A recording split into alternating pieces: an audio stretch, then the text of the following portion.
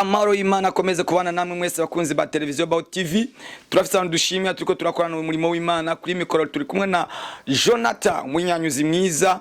Imana imuhezagire kandi imuzamure mu yandi mavuta menshi cyane. Imana ikugirire neza Jonathan. Reka dusome ijambo ry'Imana kandi twishimikiza muri uku kwezi kw'icumi. Turiko turasangira amajambo y'Imana atandukanye. Twumvise ko uku kwezi kw'icumi n'ukwezi Imana ari ibintu igiye gutegeka. Ngo nuko mu kwezi kw'icumi ku munsi wa wa mbere Imana ihuha umuyaga, itegeka umuyaga urahuha, amazi arahagarara. Nuko amazi amaze guhagarara udutwe tw'imisozi turaboneka. Yo n'amajambo y'Imana twasomye mu gitabo cy'Itanguriro igice 8 ku murongo wa 5. Uyu munsi tugomba twishimikize irindi jambo, ariko imbere ko turisoma reka dusenge. Data mu izina rya Yesu turasengeye uyu mwanya tugiye kuja mu ijambo ryawe. Reka ijambo ryawe rigira ububasha, reka ijambo ryawe rigira ubushobozi, reka ijambo ryawe rigira imbaraga, reka ijambo ryawe rihindura amateka mu izina rya Yesu. Amen. Tugiye gusoma mu gitabo cyo guharura igice cya 22 ku murongo wa 31. Haravuga ngo maze Uhoraho ahumura amaso ya Balamu, abona uwo mumarayika w'Uhoraho ahagaze mu nzira, yasokoye inkota, acajondamika umutwe, arapfukama, arunama. Haleluya. Niri jambo nashaka ko twishimikiza muri iki kindi gice kigira kabiri. Nshaka ndakubwire ngo muri uku kwezi kw'icumi kuzobe ukwezi ko guhura na marayika w'Imana. Ikigiye ngo nuko Balamu yaragiye afashe inzira, ariko aja mu bintu adasobanukirwa, aja mu bintu adatahura, aja mu bintu atumva, ariko ngo ahura n'Imana, ahura na marayika. Marayika muhagarara imbere, ahagarara imbere y'indogoba. Indogoba iramubona ariko Balamu ntiyamubona. Balamu ngo agiye kuyikubita, ayikubise inshuro zingahe, indogoba irapfukama. Imaze gupfukama ibumbura kanwa, iravuga ngo ndi indogoba yawe maze igihe kinini cyane ugenda ko sinigeze ndakugabira n'umunsi n'umwe. Ngo akivuga iryo jambo, Imana ihumura amaso ya Balamu, imuhumuye amaso ngo acabona marayika ahagaze imbere yiwe. Ndagomba ngo ukwezi kwa 10 kuze ukubera ukwezi ko guhumuka amaso, uzubone marayika w'Imana aze aguha icyerekezo, aza guhe intumbero, aza kwereke iyo ibyo ukwiriye gukora, aza kwereke aho ukwiriye kuja. Igihe Balamu yari agiye kwita mu bintu adashoboye, adasobanukirwa, marayika amuhagaze imbere abubwira ngo genda uhure na Baraki, ariko uzugenza ukunukunuku, uzuvuge nkuko nzokubwira. Hari abantu bawurudukira mu bintu kuko batarabona marayika w'Imana. Ndagutangaje ukwezi kw'icumi kuze ukora ukwezi ko guhura na marayika w'Imana. Iyo tuvuze marayika w'Imana mu yandi majambo tuba tuvuze Kristo. Bibiliya ivuga ngo igihe babagabo babasore batatu bari muri gwagobo, bari muri ryatanwe ry'umuriro, ngo babonye mu wundi muntu agira gakane, ngo babona asa n'umwana w'Imana, asa n'Imana, asa na marayika w'Imana. Ndagomba ngo kukwezi haleluya kuzokubera ukwezi ko guhura na marayika akomeye w'Imana. Kigiye abantu bariko barahura n'ibindi bintu mu nzira zabo, bariko barahura n'izindi mwemu mu nzira zabo, bariko barahura n'indi myuki bazibira ibatangira babuza kubandanya. Ariko nagomba ngo uhure na marayika w'Imana akomeye, aza guicerekezo c'ubuzima, aza guicerekezo c'urugendo rwawe, aza guicerekezo c'ico ukwiriye gukora.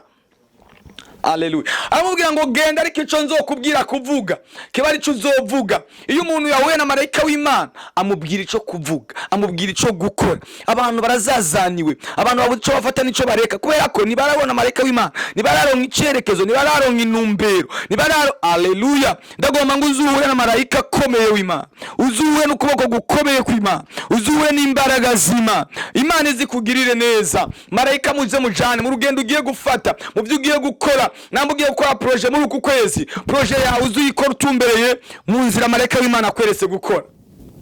Haleluya. Imana izibane nawe mu yandi majambo, Imana muze mujane iziguherekeze. Semeni haleluya. Nuzugende wenyene. Muri imvya yavuze ngo uyo anyoboranye ngenga. Ari gihe ugera ahantu hakomeye, ari gihe ugera ahantu hateye ubwo, bigasaba kuba uri kumwe na marayika w'Imana, bigasaba kuba uri kumwe n'ukuboko kw'Imana. Biravuga ngo ukuboko kw'Imana guterura Ezekiel kumujana mu kiyaya c'amagufa yumye, ukuboko kw'Imana kwaramujana. Ndagomba ngo marayika w'Imana aza guterure akwerekeze mu nyishu ya ukwezi kw'icumi. Marayika w'Imana muze mujana, marayika w'Imana aza kujana, marayika w'Imana aza gutumbereza. Semeni haleluya.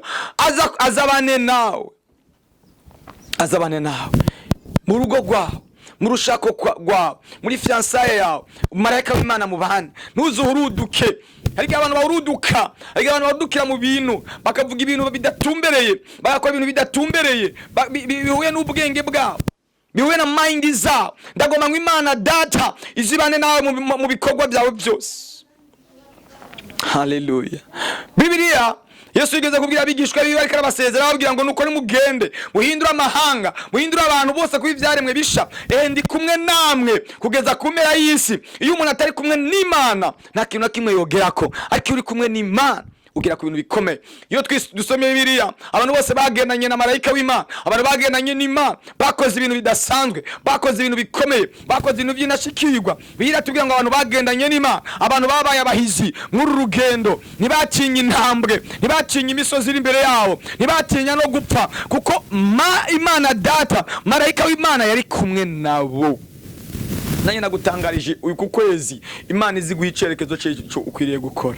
Bibiliya iravuga ngo bafashe Lazaro batangwe kumutera amabuye. Stefano bariko baramutera amabuye ngo arangamiza mu ijuru, abona Yesu ari buryo bw'Imana. Reka iki gihe muri rugendo uzurangamize mu ijuru, ubone marayika akomeye w'Imana aza guha icerekezo cy'urugendo rwawe, aza guha icerekezo cy'ubuzima bwawe. Imana izi gukora amasiripurize menshi, izi gutangaze. Hari abantu bakoze ibintu bitandukanye n'ivyacamwo kuko babikoze bonyene, ariko bagenda kubwire ngo kubwo kubana n'Imana muri uko kwezi kw'icumi uzokora ibintu bikomeye, uzokora ibintu bikomeye, uzokora ibintu bikomeye. Ndavuze ngo bikomeye, ndavuze ngo bikomeye by'intashikirwa. Imana ikugirire neza, Imana iguhezagire, Imana igushigikire, Imana ikunezereze, Imana igutabare, uzobane n'Imana mu rugendo rwawe.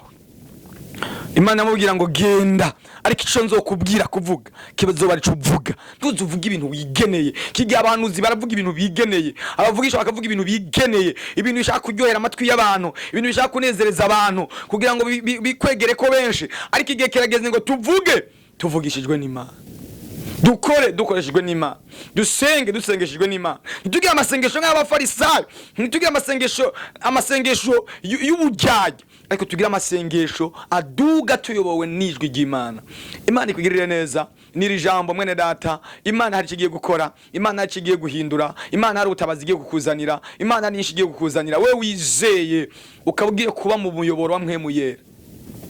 Biravuga ngo abayoborwa na mpwemu w'Imana bose nibo bana b'Imana. Muri iki gihe namutera kuyoborwa n'Imana, utera kuyoborwa na mpwemu yera, ntabwo uri umwana w'Imana, uri kivyarwa, uri kindi kintu tutazi yo kikomoka, kindi kintu tutazi inkomoko yacu. Ariko nimba uyoborwa n'Imana, umenye ngo ufise ADN y'Imana, ufise amaraso, ufise uturemangingo tw'Imana muri wewe. Imana ari kugirire neza, Imana iguhezagire, Imana igushoboze, Imana igutabare, Imana ikuduze kurundi rugezo, Imana iguhica umutima wawe wipfuza. Nipfuza kuko kwezi ko kubera ukwezi ko guhura na marayika w'Imana. Marayika w'Imana aguhuze n'inyishu yawe, aguhuze n'igisubizo cyawe, aguhuze n'umuntu w'umumaro. Imana agomba ngo igukokore izindi nshuti mbi zose, abagenzi babi bose, abantu bose bataraba abagenzi b'ukuri bahave. Imana ikuzanira abantu basima.